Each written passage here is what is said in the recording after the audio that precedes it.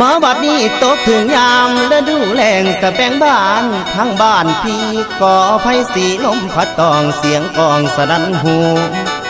แสนคิดทอดยอดสู่ยามอยู่ห่างน้อไกลกันคุณแล้วสะแบงบ้านลมพัดปิ่นหมุนดอกลงพื้นสุดที่ฟื้นทนได้อกภายในหัวใจพี่นางเอ้ยนางไงกูละอายนี่หนพรบ่พรบอก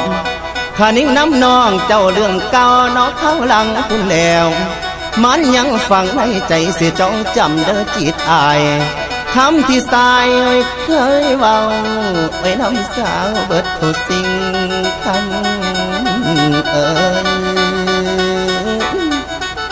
คำให้คำความที่ยิ่งบอกนั้นยังจำอันแม่นบ่ไหมน้องว่าน้องฮัก